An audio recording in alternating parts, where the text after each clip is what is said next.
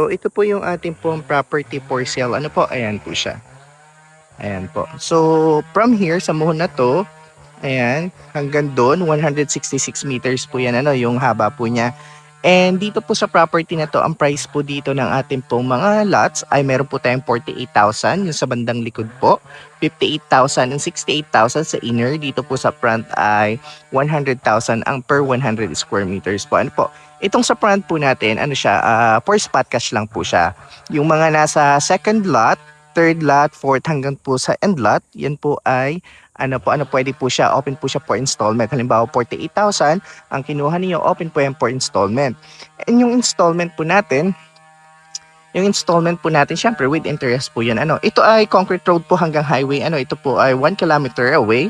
Ayan, nasa highway na po kayo. Then sa downtown po, ito po ay 3 kilometer po.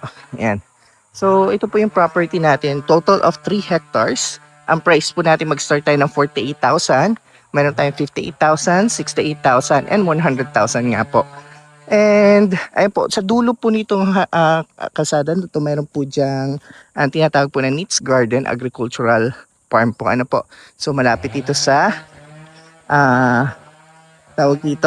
site ng training center po ng mga agriculture student po.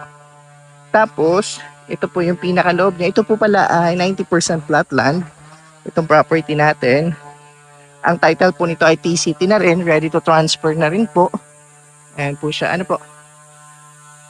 Ayan po yung ating property. So sa mga gusto po mag-inquire, ang location po nito ay Barangay Pinagdapian, Del Gallego, Camsur po. Ito po ay bungad, bungad po ng ating pong property, ng Bicol. Ayan po, katabi po ng Tagkawayan. Ayan po siya. Yung Tagkawayan po ang pinakalas na town ng Calawag po papuntang Bicol. At ito naman po yung first town ng going to Bicol. So malayo po tayo dun sa mayon, sa mga nagtatanong dyan. And again, sa mga gusto po mag-inquire, pwede po kayong mag-leave ng message po sa akin pong Facebook Messenger or sa akin pong Messenger. Ayan po, pwede kayong mag-direct para po sa full details, inquiries, computation, map, and lahat po ng kailangan po ninyo. So ito yung pinakaloob niya. May mga tanim din po na nyog. Ayan po, makikita ninyo.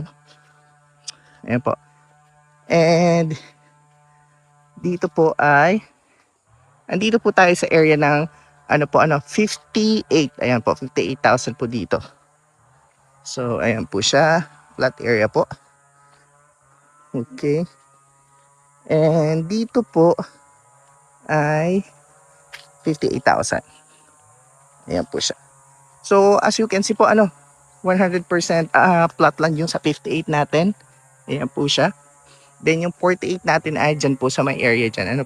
So medyo madamo pa. Ito po pala ilalagyan po ito ng daan. Ayan, 6.5 meters wide po yung daan nito. Sa loob, bawat block, meron po siyang access road na 6.5. Yung entrance po nito ay 8 meters wide po. So kasya po parehas yung sa 6.5, kasya po ang 2 ways po na sasakyan. So dito po tayo. So as of now po, nasa tayo? Nasa block. Anong block natin, ate? Block 8. Nasa block 3. Nasa block 3 tayo, lot 17 and 19. Ayan po, nandito tayo sa block 3, lot 17 and 19 po. Ayan po siya. So ito po ang price po nung block 3. Ayan. Corner lot po ito. So ang price dito ay 58,000 per 100.